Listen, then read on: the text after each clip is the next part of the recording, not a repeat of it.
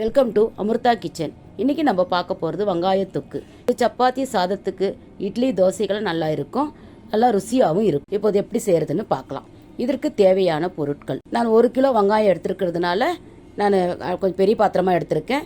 நீங்கள் எவ்வளோ எடுத்துக்கணும் தகுந்த மாதிரி. நான் இது செய்கிறதும் 1 கிலோ வெங்காயத்துக்காக அந்த மெத்தடு தான். இதெல்லாம் ஃபுல் ஐட்டம்ஸ் எல்லாம் 1/4 கிலோ எண்ணெயை விட்டு கடலைப்பருப்பு, உளுத்தம் பருப்பு, சீரகம், கருவேப்பிலை, 30 பல்லு பூண்டு போட்டு வதக்கிக்கலாம்.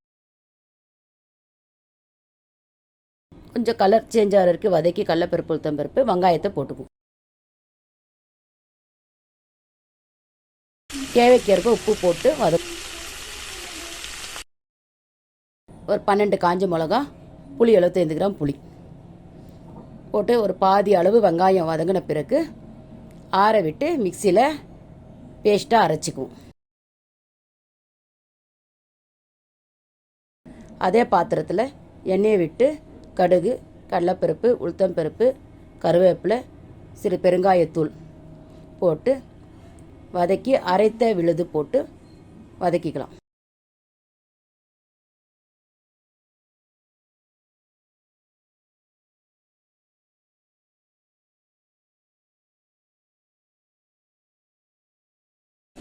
கொஞ்சம் வதங்கின பிறகு நம்ம தேவைக்கு ஏற்ப காஷ்மீர் சில்லி பவுடர் போட்டுக்கலாம். போட்டு வதக்கின பிறகு எண்ணெய் திரண்டு வர வரைக்கும் வதக்கணும். எண்ணெய் திரண்டு வந்த பிறகு வெல்லம் அல்லது நாட்டு சர்க்கரை நம்மளுக்கு எது தேவையாக இருக்கோ அதை போட்டு இறக்கிடுறேன். இப்போ வெங்காயத்தொக்கு ரெடி. சாப்பிட்டு பாருங்கள், எப்படி டேஸ்ட் எப்படி இருக்குன்னு கமெண்ட் பாக்ஸில் கமெண்ட் பண்ணுங்கள். தேங்க்யூ.